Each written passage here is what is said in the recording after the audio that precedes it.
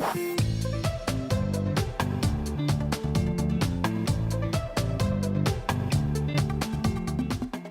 everyone.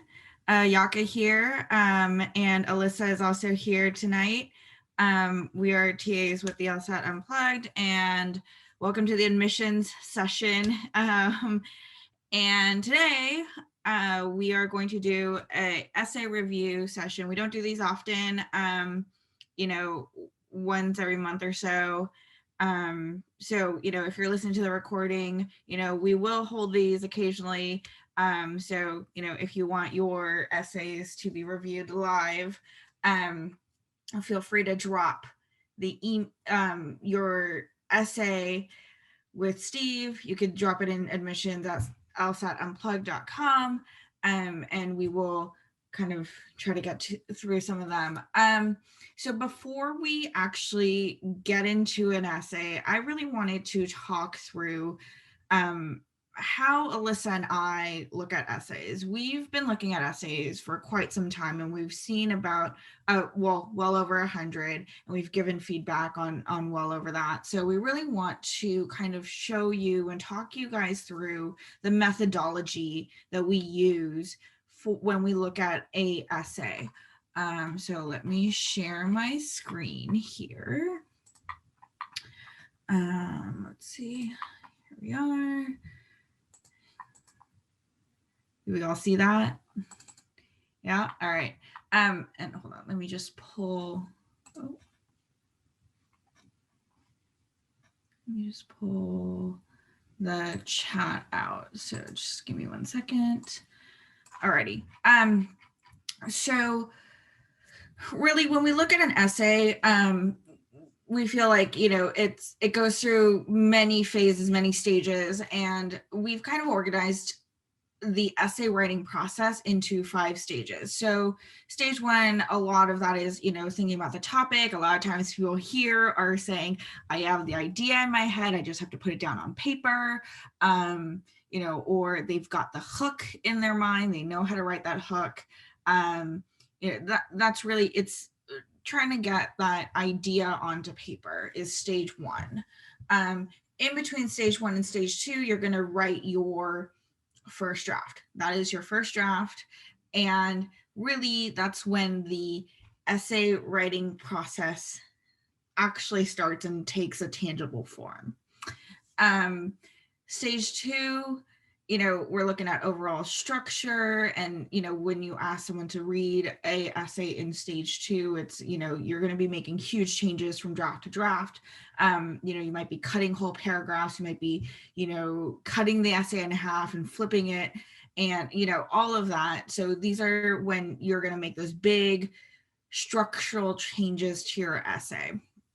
Stage 3, you're looking at structure and content. So the structure kind of settles down a little bit, but you might be looking at, do you need to add extra paragraphs here? Can you kind of trim certain things? And you're really looking at the overall flow of your essay, along with kind of paying attention to stylistic choices. There's some people who really want to write with, echoing examples, or like connecting the first paragraph to like the fourth paragraph, all of that fun stuff. So you're really looking at that structure there. Stage 4, it's really when you're close to the end, you're settled on structure. All you have to do is really kind of go through and look at style, grammar, word choice, stuff like that. And in stage 5, you really want to zoom out and look at your essay in relation to your application as a whole. I'm gonna, what I just realized about stage 3 is, Ayaka, a lot of times someone will ask us to take a look at their essay and they'll give it to us with the language that sounds like, I'm turning this in tomorrow. Can you give it one last look? And anybody that's listening to this, you really don't want to be giving anybody an essay or anything to look over, especially if it's their first time seeing it and their first time getting to know you. You really don't want to do that the night before, because you're not even on the same page, most likely, in terms of like what your whole application looks like, who you are as a person. So that's really something that I find a lot of people are doing after a few drafts. But what I really wanted to talk about was the structure and content, which is stage 3. And like a good example of that, I was trying to figure out, when Ayaka, you're going through each stage, what does each of those stages look like? And something I know that happens more than once with structure is, say somebody is trying to talk about an aha moment and it happened to a neighbor, a family member. The essay will start out and the hook will be about a family member or about a neighbor, and that'll take a while, and then they'll start talking about themselves. And something, Ayaka, that you and I, after looks and looks at the essay, we most consistently pretty much suggest to switch up the structure, to have the applicant talk about themselves, talk about maybe who they are, and maybe say it was inspired by something. And really, what I'm saying right now is not applicable to every single story, but that's what we're talking about in terms of structure. Like, are you going to tell someone else's story and bring it back to yourself? Are you going to speak about yourself? Maybe talk about where that inspiration comes from, and things like that. So those are huge structural changes that can change the pace of an essay. Yeah. It can change the centric themes, and that sort of story. So that's what we're talking about in terms of stage 3. And you can see that even after you do that, there's still a lot more work to be done. I agree. And I think a majority of the essays that we see, they're ping-ponging back and forth between stage 2 and stage 3. Absolutely normal. Alyssa, you've seen my essay and it's gone through an iteration of, the sticking in stage 2, and then we kind of went to stage 3, but then I'm like, oh no, I want to switch it around. And so it happens all the time. It's not a value judgment on the essay itself, right? It's not this is good, this is bad. It's more, you are in a process of getting your essay to a great place. And I know I said this at some point earlier this week, where a lot of times people fall short in writing their essay because of time, and direction. Like, what is the direction that you need to take your essay? And it's hard to figure the direction part out. Time is something that I think is a little bit more controllable by the applicant, that you have to give yourself time. If you're not willing to give that time, then you're going to fall short. When you talk about direction, I'm really thinking about a lot of essays that I've read where somebody is trying to make a point, maybe of like multiple hardships, or maybe like many things that they've been through, and they kind of bring up example after example. And it's tough as an individual person, because I almost don't have a full grip on exactly which of the stories is the most powerful or paints the most positive portrait of me. They all happen to me is all I know. And so that's where it gets kind of tricky, and you have to have somebody else who's invested in your story, in your voice, figure out how do we pick the best examples and focus the direction. Is that what you mean? Yeah, absolutely. I think, a lot of people, they write their first draft, they do a couple edits, and then they're like, what do I do next? And that's understandable. We haven't, outside of writing for an undergrad application, you don't do this sort of writing. And how to make it, and usually if you do, it's very private writing, like you're writing in a diary. So how do you make a personal story appeal to someone who is not you, appeal to someone who doesn't know all the details in your life, right? Because odds being the person who is reading this essay for the application doesn't know who you are. So you have to be mindful that you need to fill in some of the story. You need to use a story that's a little bit bite-sized, because it is a 2-page story and it's really hard to put 20 some years into 2 pages. So you don't want to do that. So when you get to after the first draft, after a couple drafts, how to move forward, that's a really hard place to be by yourself. And so you really do want other people looking at your essay and giving you direction. But a lot of times we get responses to review, like essay review of like, oh, I think it's good. Oh, I think you're almost there. And in reality, when you take a look at all the elements, are they meshing together in a cohesive story and a compelling story? A lot of times it's not the case. And that's not a writing skill issue. That's not a person issue. It's, we're not used to this kind of writing. Most people are not used to this kind of writing. And how do you write for an application? It's just a muscle that we haven't learned, we haven't used in a while. So I think that's kind of what I see when I think of direction. I think you're absolutely right. We want to talk about all these stories that have happened to us and that we've participated in. Not all of them are applicable for an application to law school. So that as well is included in that direction part. Hope that makes sense. Nice. Yeah, definitely. Yeah. So this is really what we're looking at.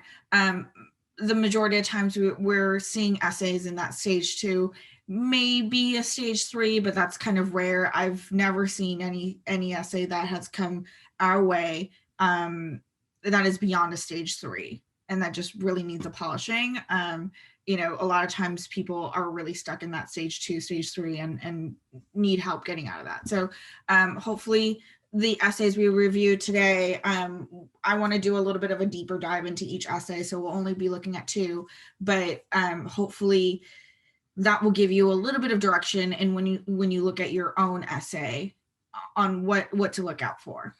So moving on, first is going to be the personal statement. I will read it out loud. It's a little bit long, it's 4 pages, and then I'll go through some feedback. Alyssa, I would love to hear your feedback as well, and we can kind of talk it out and see where we can take this essay. So, personal statement. It seemed like yesterday I received an email from New York City College of Technology informing me that my degree in human services was ready for pickup. I was so elated, as challenging as the process of furthering my education had been. Perseverance motivated me to never lose sight of my goal. During my undergraduate studies, I was a full-time mom, a full-time student, in addition to completing a part-time internship, and at one point navigating the complexities of the homeless shelter system. There were many days that I was unsure of how I would be able to continue my journey in my professional development. Despite my challenging circumstances, I learned to be resilient and I learned to hold myself accountable. Completing undergraduate studies was a culmination of a journey of learning and discovery. This was not only a symbol of a completed journey, but also a journey begun. It means so much to me as a woman of color who was raised in New York City Housing Authority, an underserved community, to be a voice and advocate for my clients. I knew that I was deeply passionate about meeting the real needs of people in all their humanity and recognizing when populations have been oppressed or excluded. As a domestic violence advocate for Safe Horizons Crime Victim Assistance Program, I work directly with the precinct as a social service arm, providing direct support services to survivors of crime. Safe Horizons Crime Victim Assistance Program focused on a client-centered practice approach. Safe Horizons provided a protected space for clients to make decisions that are best for them. Although survivors of crime can be impacted by similar victimization, it is important to remember that each client has a different set of needs and there is no one-size-fits-all approach to working with survivors of crime. As an advocate, it is imperative to ask a survivor's input and inclusion in the criminal justice process. The client-centered approach respects and reflects a survivor's autonomy, privacy, and most importantly, their confidentiality. Survivors deserve to make informed decisions without coercion. As an advocate, I have had the capacity to really assist clients with identifying their immediate needs and ultimately meeting those needs in addition to prioritizing their safety and well-being. I'm compassionate about my clients and the work that I do. There's nothing more rewarding than making a difference in someone's life. I spent many nights working beyond my schedule to help clients obtain resources. I am my own harshest critic. It is because of this that even when I exceed expectations, to me, it's not merely enough. Despite the great work that I have done, I know that I need to do more. I need to become an attorney. I want to be an attorney because I want to be able to advocate for people that are underserved and marginalized. It is imperative to me to use law as a tool for social change. I want to be able to provide legal support and be the voice for my clients. There are so many people that have been negatively impacted by the racial injustices of the criminal justice system.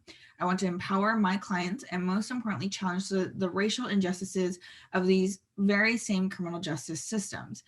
As a former domestic violence advocate and now crime victim assistance program manager, I've had the capacity to often navigate the complex bureaucracy of the NYPD system and also support the team that I supervise, in addition to supporting survivors around the system as well. As a former survivor, I know what it feels like to feel powerless or hopeless and defeated. This has further contributed to my desire in wanting to be an attorney. As an African American woman working in the precinct environment and working on behalf of survivors, I recall a day working in the precinct and the verdict was announced that an officer was terminated as a result of killing an unarmed African American male.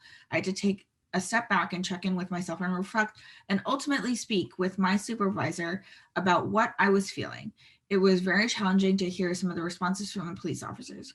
While working with a precinct environment, I learned to experience professional tolerance for opinions in which I do not agree. Each time that I see something or hear something surrounding racial injustice, it makes me even more driven to become an attorney. As a lawyer, it is important to hear the other side and at times engage in those challenging discussions, especially surrounding race, racism, and equity. CUNY School of Law promotes public interest, which is really the field of law that I idolize. It is my dream to attend CUNY School of Law because CUNY School of Law values and promotes diversity and inclusion in every aspect of their school. CUNY School of Law fosters college and community which represents CUNITY. It is so important to be part of a community where so many of the people are like me. It is so important to feel a sense of belonging. Diversity also means that there will often be a difference of opinion. As someone who has the capacity to work in precinct environment, I have developed a professional tolerance for opinions in which I do not agree. CUNY's School of Law, CUNITY, really is supportive of diversity and even engaging in those very difficult conversations surrounding race, racism, and equity gracefully. What I admire most about CUNY School of Law is that they provide a supportive environment for their schools or for their students, which is extremely helpful in navigating the rigors of law school. It is my dream to attend CUNY School of Law.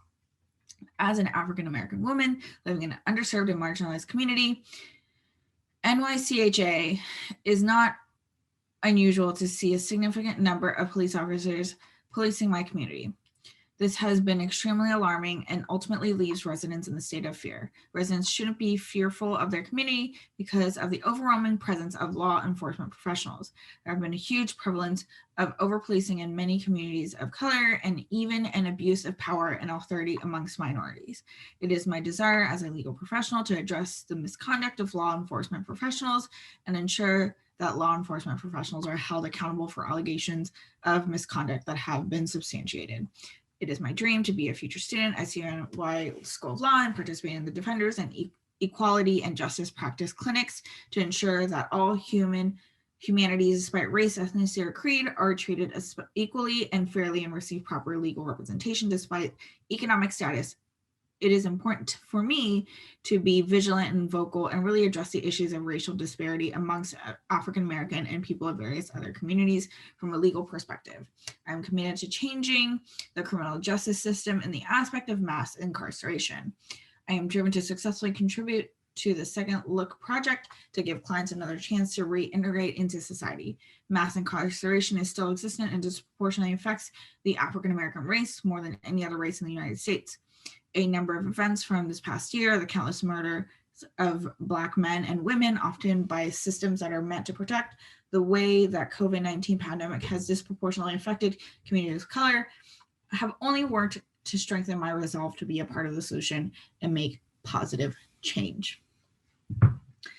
All right.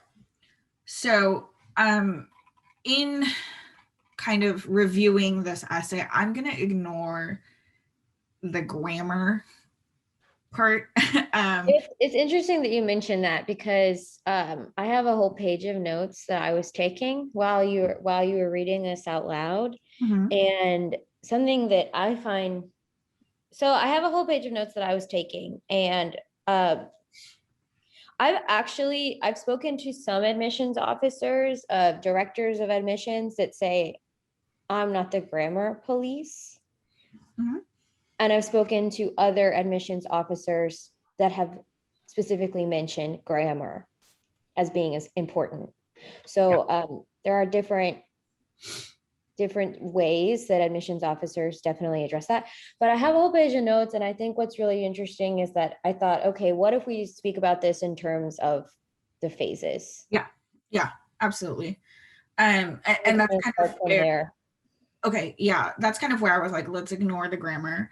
Um, in that, even if we fix the grammar now, because we're going to need to cut, edit, all, and add new content to the at least this essay, I think it's a moot point to work on grammar. Um, For for example, I just want to let people know too, because I know when I first started looking at essays, it's like learning how to cook. I thought I wasn't really sure what spices go together. What do I say first? Like, what do you put first down in the pan? Like, is it like the garlic, or is the garlic gonna burn? Like, some people say, like, it was very confusing to me in terms of like figuring out where to start with an essay. And so if anybody's listening in on this, and I know what Ayaka means when she says, I'm going to ignore the grammar and some of the smaller things right now, and we're going to take a look at just the topics. For example, like even word choice, there are conjunctions in here. yeah. Residents shouldn't be, that shouldn't could be changed to should not, which actually changes out the amount of syllables and slows the reader down. Mhm. But there are other word choices in here at the very beginning of the essay where it says, I was so elated. And you want to take that word out, I would suggest, because I'm typically not saying elated in a day-to-day conversation with Ayaka. So it's like there are some word choices that are too formal and slow the reader down for no reason. It's too many syllables to say elated, and it's not really something you'd probably say. And then there are other words that are conjunctions. So like that sort of grammar, that sort of word choice, that happens a lot throughout this essay, but that's an example of what I think Ayaka means of we're not even going to talk about that at first, Mhm. because if we were to fix all that, there's still other things. So we're going to start what you're going to talk about now. Beautifully put. Thank you, Alyssa. So I would squarely put this in stage 2. Um, there's a lot of content here, which is great. You have 4 pages of content, which means we're going to have to cut, which I think this essay needs a lot of cutting, pasting back, and kind of trimming down a lot of these stories. Alyssa, where would you put this in the stages? I would absolutely put it in a stage 1 Stage 1. because there is no focus on the topic. This is it's like throwing spaghetti at the wall. It's like saying everything that is important to the applicant. And I have a feeling if I was talking to the applicant right now, which happens a lot, somebody says back to us, I wrote everything down and I don't know where to take it. So this person to me looks like they've written a lot of different things down. And well, a personal statement cannot be 6. Did you say it's 4 pages? 4 pages. And a personal statement, for as far as I know, cannot be 4 pages. I'm sure that the applicant is well aware of that. So they've written a lot down and they're trying to figure out what sticks. And so for me, there has been no decision on topic or content selection. And that's why I'm still at stage 1. Okay, yeah. I can see that. I think for me, this essay, I feel like I know where they want to go. There's a lot of other stories that are coming in that's just, as you say, it loses focus. We have the story about the working Yes. for the Safe Horizons Crime Victims Assistance Program. We have the story about there's a violent occurrence where they have to take a step back and check in with themselves. We have mentions of race, of them being I think they said a person of color, but I think this person is African American. They also identify as that, or I could be incorrect. I'm so sorry. This person identifies, I believe, as African American in the category of people of color. We Also have race, worry about getting their degree. And getting their degree. We yeah, have a mention of homelessness. yes, So if I'm talking about focuses for an essay, there's been so far 5. And yes. and we have the mention of the school, why I want to go to this school, bringing in I think it's pronounced C Unity, but I just made that up in my head. Sorry, I just don't know how to pronounce this, so I'm just going to spell it out. If anybody listening to this right now, please jump in. We have the mention of the school, which is a 6th thing. And so I can see what you're saying. I mean, it doesn't really matter if we think it's 1 or 2, but the fact that I have like 6 things in terms of what they brought up and how those can all be separate essays, that's too much for a personal statement. No matter what, no matter who you are, 6 different like focuses or is too much for a personal statement. I agree. And I think the one thing that I do commend this person on is having the line of advocacy throughout. It's through 6 stories, which is too many stories to track, but clearly this person wants to be an advocate for people. I agree. I think it's a great asset to have. I've heard someone describe it like this before, a server's heart. I picked up on, there is a line where the author of this essay said, I've stayed many late nights. And I just kind of thought, well, that sounds interesting. I would love to hear about one really late night that you are working on something really, really tough. Yeah. I'm not saying this person should, because there's a lot of different things to talk about here, but they absolutely could paint an entire essay surrounding this really tough night where they had to make a tough decision. They had a particular maybe like client or someone that they're working for. There was a story that touched their heart, because for me, if I hear a story about one late night, I can deduce reasonably that that person is a hard worker, cares, has an advocate heart, already is working in a line of work or volunteering or working in the assistance. I'm so sorry. I'm butchering what they actually did in that. And maybe you do talk about that violent matter and how you had to check in with yourself, but this author skips over that. Yeah. Both of those, skips over the working late at nights and skips over sort of like this moment where they have an internal dialogue. Even that moment of the internal dialogue, the whole essay could be on that. And we would deduce that this person's thoughtful, hardworking, advocate. Yeah. I agree. And I think this essay is really stuck in that touch on a lot of things lightly, whereas we're asking for deeper thought, deeper expression of what's going on, of a few things, right? The light in many, it only tells us that you've touched a lot of things, but it doesn't tell us how this person has grown, how this person has learned. And it's just, it's a little bit too much information coming in that almost diminishes the impact of the one story. It's like when you wear pattern over pattern, it diminishes the effect of the pattern. So you don't want to do that. I agree with you. And I think the reason you're saying it is because this person is impressive.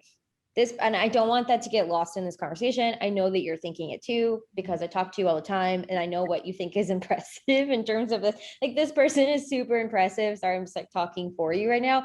But if I were listening in on this and I was hearing us talk about, okay, there's way too much focus going on, this person needs to go in depth.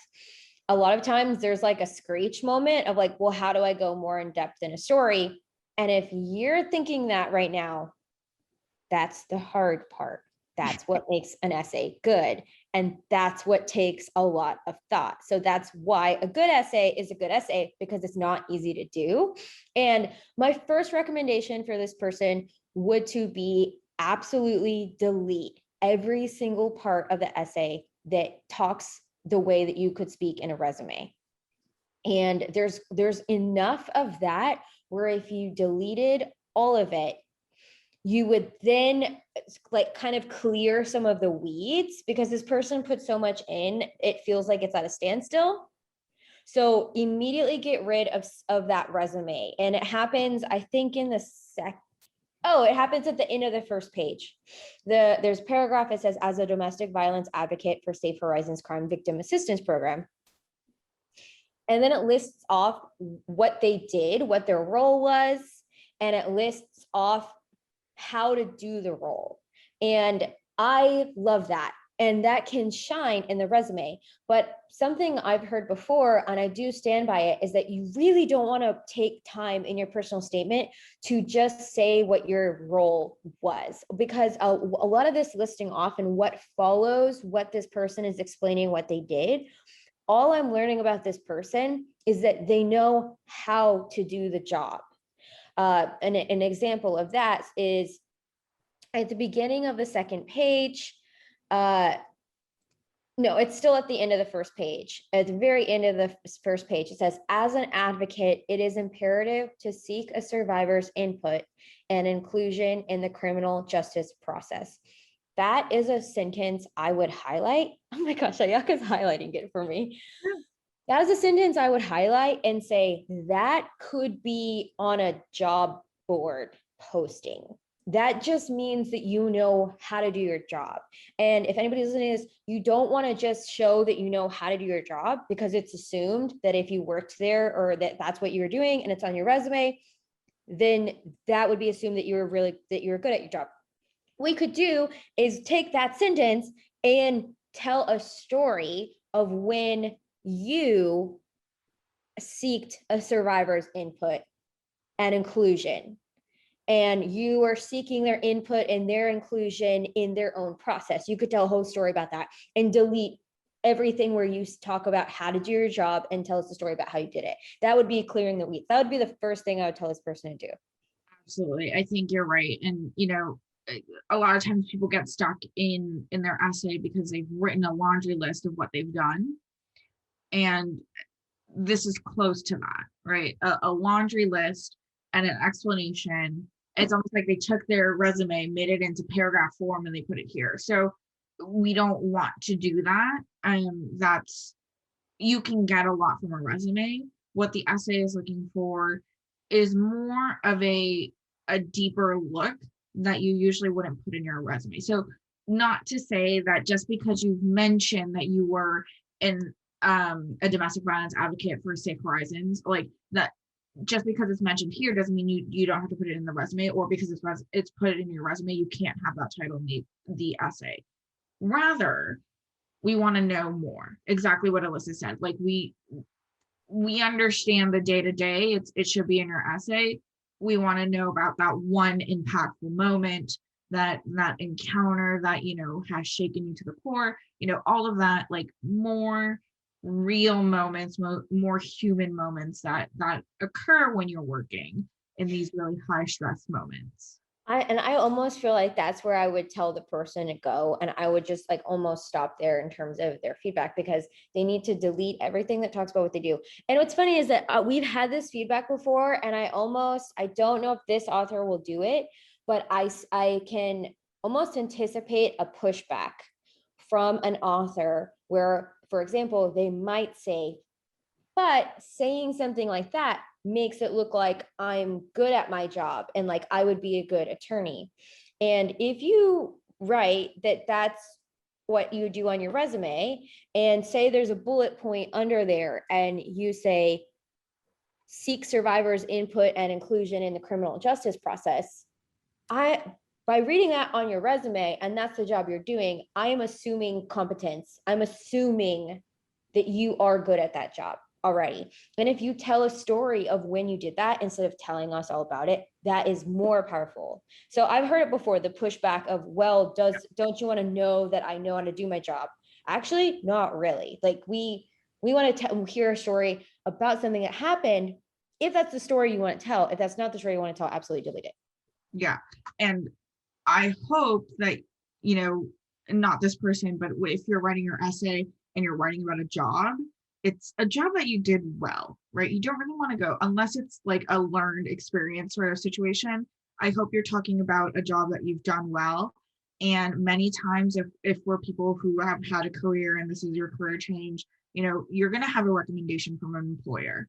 And so, you know, if you're getting a recommendation from an employer, it's almost implied that you've done a good job in that position that you've held. And this is why when Alyssa and I talk about a personal statement, we're like, what does your application cover? Because if you're not going to have a recommendation from a specific employer and you're going to talk about that in your personal statement, then we might need to add a little bit more context into that job description. But if there's a job description in the resume, you don't need to go so deep in the personal statement. So it really is a balancing of like, okay, here's elements on this part of your application, there's elements in the letters of recommendation, there's stuff in your resume that you've talked about, and really this personal statement is going to be a human part of the resume, or the application. So that's really what we're talking about here, and you don't want to overlap with too many things. I have two more things to say that I would say to this person. I'm just like on a roll. We have another essay to get to.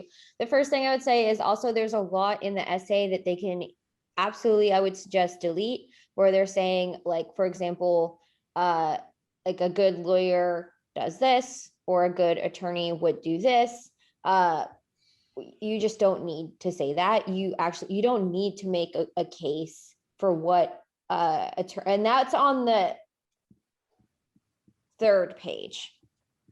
So on the third page, at the top of the third page, that paragraph, it's at the end of the paragraph, things like, as a lawyer, it is important to hear the other side. The admissions committee knows what makes a good lawyer. All of that stuff, it's you don't have to make a case for what you know a good lawyer should be at all. If you talk about yourself, the admissions officer will infer qualities about you that could learn how to be a lawyer. You don't have to be a lawyer yet. You have to be able to learn how to be a lawyer. So there's like this change that happens there. Any sentence like that, start deleting that, start cutting that out. You don't need to say it. As well as there's some cliches in there that I'm not mad about, because this person, Ayaka, put it so beautifully too, how it does all of these extras does a disservice to how powerful this person's story is. So all of these comments are just to clear away the weeds and let this person shine, because this person is incredibly impressive, really powerful stories.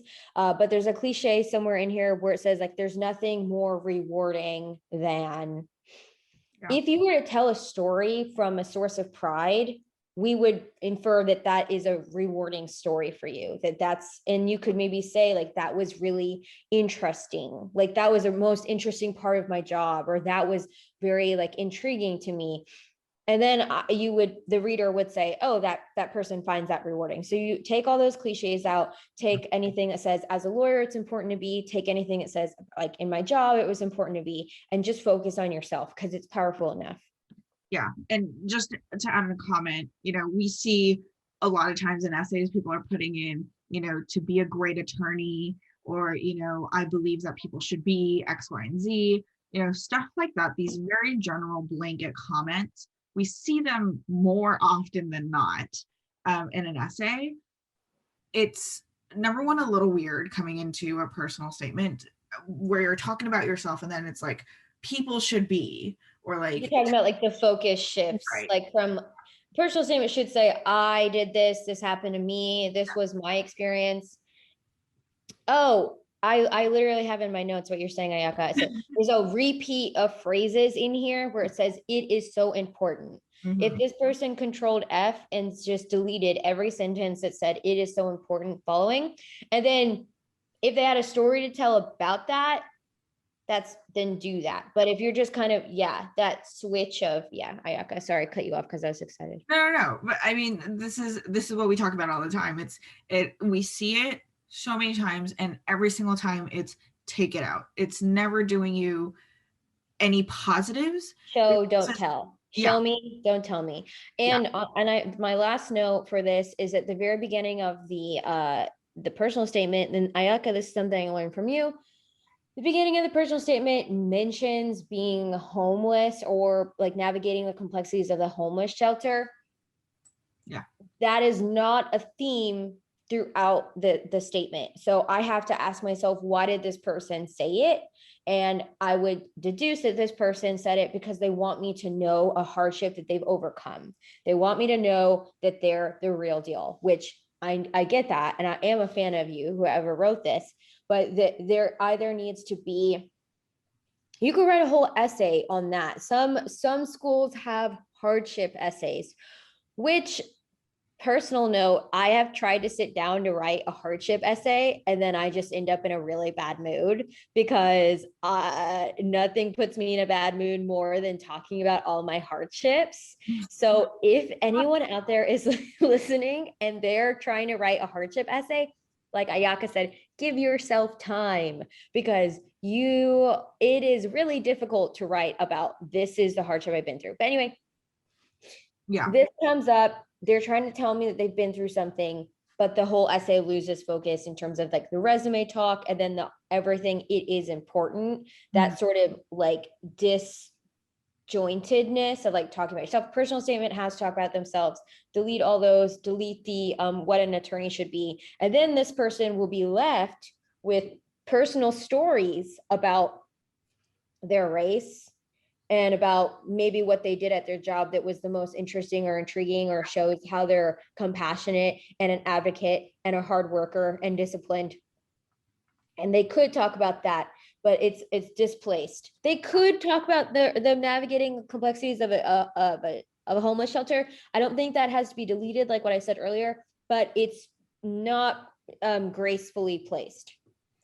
I agree. And there's no follow through with it. So either lose it or follow through with it, I think is the comment there. I know we're running on time, but the last comment on this one, the school piece, really hard to read, to be honest. It's really hard. You don't need to repeat the school name over and over again. And it's awkwardly vague enough that if I switched a couple words, I wouldn't know which school this was. So That was such a brilliant Ayaka. I'm so glad that I get to work with you because I agree that I agree. And I'm really glad that you brought that part up because it is really hard to talk about a school and talk about a school in an effective way. Yeah. And I think, why do you think it's hard to read? Like when you say it's hard, oh, because of the repetitiveness of C unity that I think is C unity. But yeah, maybe the school would know. So I'm already anticipating the pushback where they're like, well, the school would know. But right. I like your point in that you don't have to repeat the school name so much.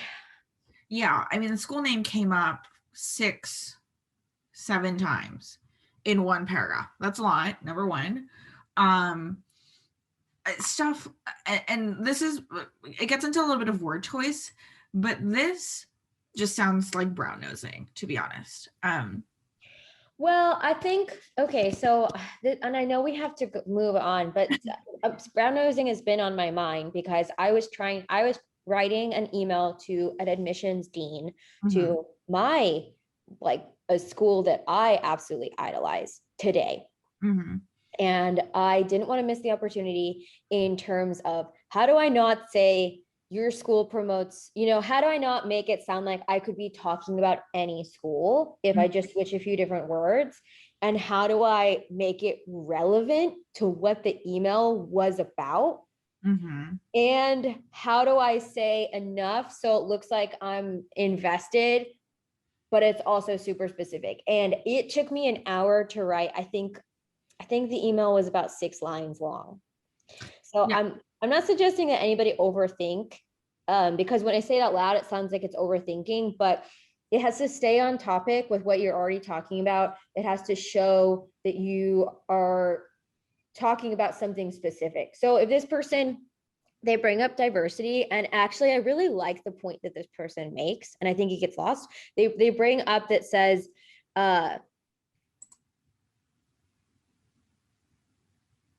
where is it? Is it this one? Yeah, I've developed, it means there's going to be a different opinion. I've developed a professional tolerance for opinions in which I do not agree. I'm like, that's a super powerful, that is so powerful. And it's actually location wise. So now we said we weren't going to go this deep, but now we're talking about like stage 4 and 5 in terms of, and the same with the homeless shelter mentioned, location wise, it's losing itself Yeah. in terms of the way you're telling your story, because even location wise, it's in the middle of the paragraph. Yep. And so we get like pretty vague school stuff, something really important that the applicant says about themselves, and then pretty vague school stuff below. Yeah. And And that's kind of adding to the difficulty of reading it, because it's like, oh, wait, this is really interesting the way you're saying. But then you're talking about, and from an admissions officer's standpoint, it's okay, you're talking about us. This is interesting stuff that you're talking about yourself, and then you're talking about us again. So, right. yes, and you know what? I was raised in the South, and I'm a woman of color. So I'm a woman and I'm a person of color, and I was raised in the South. And so there's a um what is that? What am I trying to say? Like there's a formality that I have to always erase or like forget if I'm speaking to someone on the West Coast or the East Coast. Like, for example, when I got to California for undergrad, I kept saying yes, ma'am, and no, sir. And my professors were like, you got, like, that's so weird. Please stop. But what I'm trying to point out is the word choice here in terms of I admire, I idolize. There is like there's a imbalance of when I've actually spoken to admissions officers specifically about language and word choice, and is it ego to try to speak to these people as though you see yourself in the program. Like, I see myself in this program. I want to be in that program, and just kind of talk more of like a peer-to-peer relationship, still not using conjunctions though. It's interesting. And you know, some of the answers that I've gotten back have been really helpful in mentioning that you don't have to create like a bottom like mindset, or like I idolize or I admire. I'm really at a loss for words here, but some of that language, it's not necessary. And I don't know where this person was raised. I don't know. Do I? I don't think they mentioned it. I'm saying I get it, but it's okay to sort of talk as though like you belong, like they're trying to get you to belong in their community, and then you're going to be an alumni, and you can be a mentor, and you can be an attorney. So a lot of that language you can let go of as well. Absolutely. Tons more to talk about. We've got to move on. So I know we spent a lot of time on this, but let's move on. It's a diversity statement. It's a little bit shorter, so bear with me. You're going to hear my voice for a minute or two. On January 12th, 2010, a day I will never forget. At 4:53 p.m., a massive earthquake occurred in my country, Haiti, which not only killed close family and friends, but also destroyed my school and my home. All hopes and dreams were shattered in a matter of seconds. My parents saw that there were no other alternative but to migrate here to the United States. And that's where everything in my life suddenly changes and my journey to America begins. Coming to the United States, I knew things were going to be different, but it was nothing compared to what I have imagined.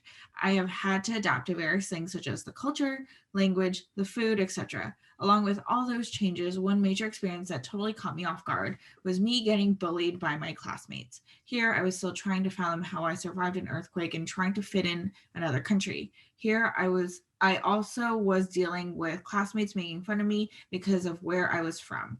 No sympathy was shown to a poor girl who just experienced such tragedy. I remembered being so weak and helpless. Also, with the language barrier, I could hardly defend myself. Growing up in a religious family was honestly the best thing that had ever happened to me. In the midst of the chaos, my parents would always pray and encourage me to persevere and push me to beat all the obstacles that came my way. Although it took me a couple of years to fully grasp the language, and also being the introvert that I am, I made certain during my first semester in college to speak up. I tried my very best to get involved, participate in skill shops, community service, group projects, etc. I know it was not going to be easy, but I just had to try. I refused to let my weakness hinder me to move forward in my personal and professional life. I said to myself, if I survive an earthquake, overcome language barrier, achieve many accomplishments that brought me thus far, then there is nothing I set my mind to I can't attain. To conclude, I am proud to be Haitian. My roots truly shaped and to molded me to the very confident person that I am today. I'm still learning and still adapting, but who isn't? Life is all about acclimatizing to whether to wherever it takes you. Yes, I was born in one of the poorest countries in the world, but my beautiful country humbles me. It pushes me to work harder each day. Despite of Haiti condition, I strive to always educate as many people as possible to see there is more to my country than what the world portrays it to be. Okay, I'll try to be quick here. For one thing that just kind of is getting to me is that the very last sentence says that they educate the world on how much more their country can be. But the essay before it was talking about how they personally navigated school bullies and speaking up in school. Yeah. So the last sentence is thoughtful, but doesn't match the essay. That's my first thing of feedback because I know we're running out of time. I think this is a great diversity statement topic. So if we were talking about stages, I would say this is definitely maybe like even stage 3, 4, maybe even stage 4. I feel like it's close. And I've actually brought up before to admissions officers, if somebody is not a native English speaker, do they expect English to be perfect? And I got the answer back that no, if you don't have to be a perfect English speaker, especially if you mention it's not your first language, which this person does. So that's what pushes it farther along for me, because I think it's a great topic. I think that this person has thought about structure. But my feedback is that last sentence wraps up a conclusion that didn't happen. And really the other piece of feedback I'd have is that the essay starts out the same way a lot of essays start out, in terms of wherever that person was. If there was something where like a world news event, they start out with the date. And I understand why, but you know what I personally would advise this person to do? I would say, well, where were you when the earthquake happened? It might be more powerful to say, I was in geometry class at 4:53 p.m. Yeah. A little bit more takes me to you. And I've read so many essays right now that I personally don't prefer to read on, for example, as an American, on September 11th, 2001. Those dates are not capturing the reader in the way that you want them to. So I would just say, where were you? And start the story out like that. Yeah. And I think that's great feedback in that the date really means it means so much to this person. It means nothing to me. And if I close my laptop and said, oh, what do I remember about this person? I wouldn't remember the date, unfortunately. Right. Yeah, it depends on the worldview, and that's why diversity is good, Ayaka. Right. No. I think that's the point of like you saying, hey, like if you said I was in geometry class, right, when this happened, it's a little bit more impactful. I might not remember the exact date, but I'm like, oh, okay, yeah, like it happened during the day. Brings me, you know, it actually it talks. I'm so sorry. I just got excited because you mentioned this in the last essay, speaking in terms of I, and then speaking of like they or it should be, in like this kind of like worldview. That's sort of like a newspaper headline, like the date. but you could start out with that I. And so again, it's like staying focused in terms of who you're talking about. Just say, I was here when this happened. Yeah. The one point that I have with this essay, and I was squarely put this in a 3, in that I would love to work a little bit more in structure here, to give a little bit more clarity on, so this person talks about the bullying piece, which I think it's a beautiful insight of being a foreigner coming into the United States, and you have to acclimate and all that. There's this other piece that's a little bit floating, the Haitian piece. And I'm like, I understand this bullying piece, like being a foreigner, like, I'm an immigrant as well, so I understand this so well. But I also want to know a little bit, and this is probably just the greedy reader in me that's like, what is the Haitian immigrant experience? Oh, I see. Okay. Are you suggesting that this person needs to go farther, because this could potentially also be, this needs to speak more to Haitian, and like specifically Well, being of Haitian descent. Excuse me for my abbreviation. no, it's okay. So the reasoning behind it is not because this person is Haitian. The reason behind it is because in that last paragraph, they say, I'm proud to be Haitian. However, They don't say what that means to I them. don't understand what that means, and not in a rude way. More, what is, where is that source of pride? Like, for example, in that last paragraph, when they say, yes, I was born in one of the poorest, by the way, take out the word yes. So I was born in one of the poorest countries in the world, but my beautiful country humbles me, comma. When it says it pushes me to work harder each day, I believe that that's a mistake, because you could say humbles me, comma, and explain how, and literally say, comma, for example, and say something about what it means to you. Or you could say it pushes me to work harder each day, and tell us a story, and like, why does it push you to work harder each day being Haitian? Yeah. It's a little bit of like, show us, don't tell us. I think the last paragraph, it looks like this person struggled to sort of like create a conclusion. But I think it's close. And that last sentence doesn't really belong. I do too. I think that the Haitian piece, because it comes in that conclusion, I'm left in my mind, oh, okay, we've talked about this bullying piece, which is interesting, and such a hard experience. I understand the diversity piece there. The last paragraph kind of muddles that point a little bit, and it puts it out of focus. And now I'm wondering, well, we didn't talk about all these great qualities of the Haitian culture and what this person brought to the US as part of their culture and background. So, I understand the focus of the essay wasn't that, which is fine. But if they want to Yeah. conclude with something like that, then they're going to need to piece together a little bit more. Yeah, I would say, if anybody is an immigrant and listening to this, I please don't think that you have to prove like what you've brought. Like, No, that's not, absolutely you don't have to, do that at all. That's just because this person concluded in that way that they were doing that. yes. And my last piece of feedback for the night is it still has to do with the conclusion. That first sentence ends with a question. Don't put questions in your personal statement. You don't want to do that. Number one, this question specifically is too casual. But who isn't? It is too casual for your personal statement. For your diversity statement. You want your diversity statement to speak in a professional manner, and just be clear and be confident in just regular sentences. Yeah, I agree. I agree. There's a couple of sentences here and there that's a little bit too casual for me. You could say that's a stylistic choice.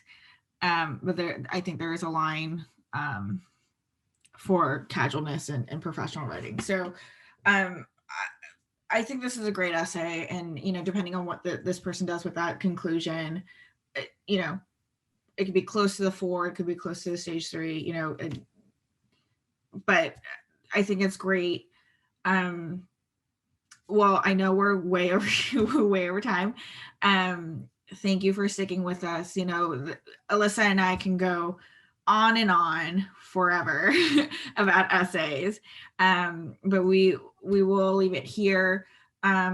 Make sure if you want your essays reviewed, or if you want help with essays, please reach out at admissions@lsatunplugged.com. We're there answering emails all the time. And we may or may not be doing a special thing for course members. So go ahead and give us an email, and I hope everyone has a good night. Yep. Have a good night. Thank you. Thanks for tuning into the show. Please subscribe if you haven't done so already to be notified of new episodes as I release them. And feel free to reach out if you need anything at all as you move forward with your prep. I'm happy to help however I can. In the meantime, I wish you all the best and take care.